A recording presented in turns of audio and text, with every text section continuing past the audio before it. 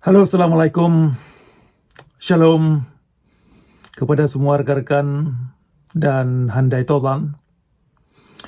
Ada dua persoalan yang perlu kita luruskan yang sering banyak dimengerti yang kita dapat dalam Al-Quran, yang juga termasuk apa yang kita dapat dalam tradisi doktrin agama Islam atau Tauhid, yaitu persoalan Allah dan Rasul.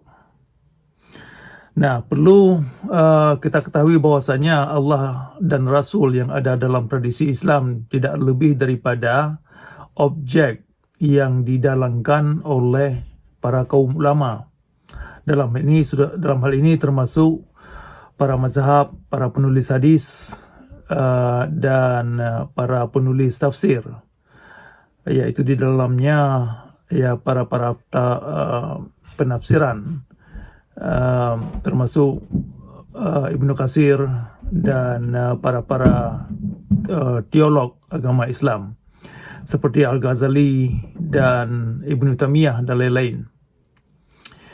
Nah, perlu kita ketahui bahwasanya Allah dan Rasul ini kalau tidak dimengerti dengan faktual yang bisa diaktualisasikan dalam alam, maka kedua unsur ini tidak lebih daripada bayang-bayang atau elemen yang berdongeng. Nah, bagaimana kita mengenal Tuhan dan bagaimana membuktikan bahwasanya Tuhan yang ada dalam Islam itu tidak lebih daripada hantu atau bayangan yang digambarkan oleh kaum ulama sebagai Tuhan. Demikian juga persoalan Rasul yang ada di dalam agama Islam tidak lebih daripada sesosok Nabi yang juga fiktif atau fiksi. Nah, jadi ada dua ayat yang akan saya terangkan terkait dengan topik ini. Yang pertama ayat 11 dari surah 42 terkait laisa kamitslihi syai'un, ya kan, yang biasanya diterjemahkan itu tidak ada kesamaan Tuhan dengan ciptaannya. Jadi posisi itu akan kita gugat. Kemudian ayat berikutnya yang terkait dengan persoalan ini, bahwasanya ayat 16 dari surah Al-Qaf, surah 50, yang kutipannya itu wa nahnu uqrabu ilaihi min hablil warid, yang diterjemahkan di situ bahwasanya Tuhan Allah itu sangat dekat dan lebih dekat dari urat nadinya atau jugular vein kalau dalam bahasa Inggris. Nah, kalau kita perhatikan dengan teliti baik-baik dengan mengkonfirmasikan dan mereferensikan pada unsur-unsur alam, terlihat bahwasanya dari kulit ke kulit Allah dalam Al-Quran itu tidak dimaksudkan sebagai dewa atau sebagai Tuhan yang disembah seperti yang ada di dalam ajaran agama Islam. Nah, Anda bisa perhatikan kembali setiap kata Allah ada dalam Al-Quran tidak satu pun direferensikan sebagai Tuhan atau sebagai dewa sembahan yang setiap hari meminta pujian-pujian dari umatnya dan dibesarkan setiap kali ada azan atau dari dalam takbir dalam sembahyang, ritualitas sembahyang. Nah, kemudian persoalan Rasul, Al-Quran menolak konsep Nabi terakhir yang sering digunakan oleh kaum Muslim. Ayat 40 dari surah Al-Ahzab, wa khataman Nabi, yang ada dalam Al-Quran itu bukan artinya Nabi terakhir. Nah, jadi kita kembali pertama sekali persoalan Allah. Allah dalam Al-Quran kalau Anda perhatikan tidak satu pun, seperti saya katakan tadi, tidak satu pun direferensikan kepada dewa atau sesosok atau satu elemen sebagai Tuhan yang disembah. Nah, dalam Al-Quran setiap ada kata Allah itu selalu direferensikan kepada manusia itu sendiri. Ya kan? Ini saya terangkan sedikit ayat 11 dari surah 42, di mana laisa kamislihi syai'un, itu lebih tepat maknanya itu di antara ciptaan tidak ada yang sama, termasuk si kembar. Ya, si kembar walaupun sangat mirip di antara kedua kembar ini, tetapi ada perbedaan. Bisa kita lihat nanti selip jarinya itu bisa berbeda. Yang jelas semirip apapun dua ciptaan itu, tetapi ada perbedaan. Jadi laisa kamislihi syai'un yang ada pada ayat 11 dari surah Asy-Syura, yaitu surah 42, itu lebih tepat maknanya itu tidak ada kesamaan persis di antara dua ciptaan atau di antara ciptaan-ciptaan. Nah, kemudian ayat 16 yang saya sebutkan tadi, ayat 16 dari surah Al-Qaf, surah ke-50, di mana wa nahnu uqrabu ilaihi min hablil warid, itu lebih tepat maknanya itu bahwasanya Allah itu atau dirinya kita ini, jati dirinya kita ini lebih dekat daripada urat nadi. Kalau dalam bahasa kasarnya atau bahasa psikologisnya itu persoalan marwah dan ruh dirinya, jati dirinya kita ini. Nah, itu lebih tepat. Dengan menggunakan metode yang demikian, jadi unsur Allah dan Rasul itu tidak lagi berdongeng, tidak lagi di luar daripada ranah indera manusia, tetapi di dalam indera dan di dalam kesadaran manusia itu sendiri. Nah, setiap ada kalimat nanti wa atiullah wa atiur rasul, ini akan lebih jelas lagi, di mana Allah itu adalah dirinya manusia dan Rasul itu adalah pola pikirnya, termasuk di dalamnya emosi dan suara hati nurani.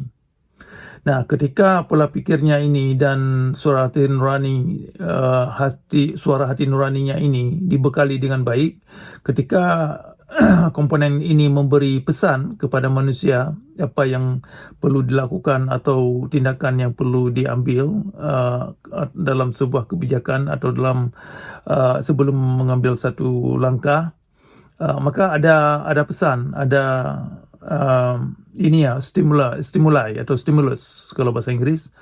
Nah, jadi ada getaran itu yang memberi satu makna kepada manusia untuk membentuk satu keputusan sebelum melangkah. Nah, makanya wa atiullah wa atiur rasul itu harus sangat dekat, harus ada di dalam ranah kesadaran manusia itu sendiri. Nah, makanya Allah dan Rasul itu tidak bisa di luar ranah kesadaran. Nah, ketika Allah dan Rasul itu berada di luar ranah kesadaran manusia, maka Allah itu tidak bisa dijadikan sebagai petunjuk, karena memang di luar daripada ranah kesadaran manusia.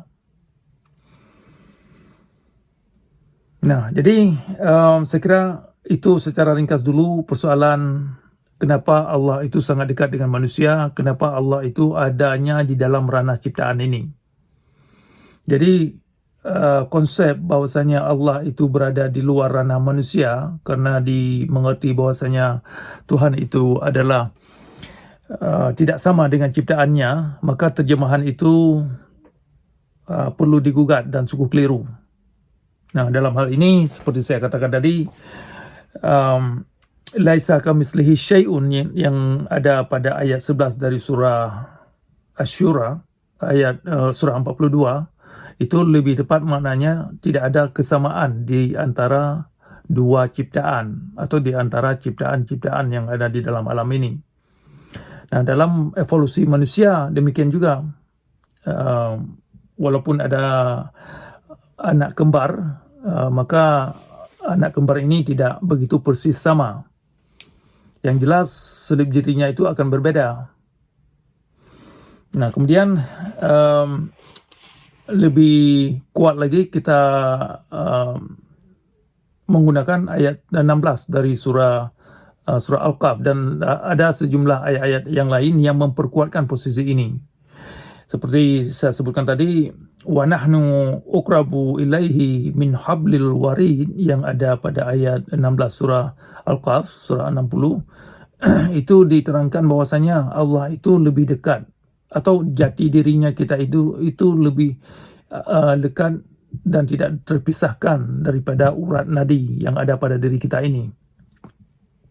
Kemudian kalau kita jabarkan lagi ayat 11 dari surah Ar-Ra'd, di mana di situ innallaha la yughayyiru ma biqaumin hatta yughayyiru ma bi anfusihim.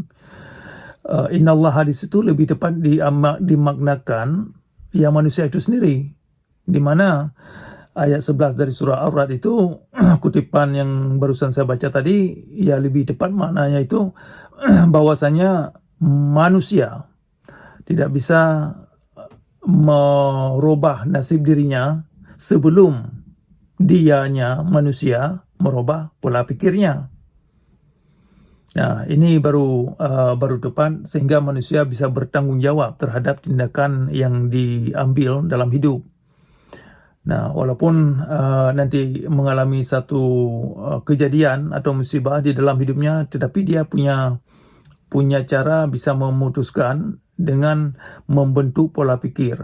Dengan pola pikirnya inilah sebagai rasul yang dia ikuti. Nah, sekira demikian persoalan Allah dan Rasul. Sekali lagi sebagai kesimpulan bahwasanya dari kulit ke kulit, kalau Anda baca Al-Quran, tidak satu pun Allah itu dimaksudkan kepada Tuhan atau dewa sembahan. Nah, kemudian persoalan Rasul. Rasul itu harus berada di tengah-tengah Anda sendiri. Nah, jadi Rasul itu tidak bisa direferensikan kepada sesosok Nabi yang lahir pada 1400 tahun yang lalu, yang tidak bisa Anda faktualkan kondisi Rasul yang Anda yakini, yang Anda maksud. Apalagi mengikuti perkataan-perkataan dari Nabi yang Anda bayangkan. Sedangkan Nabi tersebut tidak lebih daripada fiksi.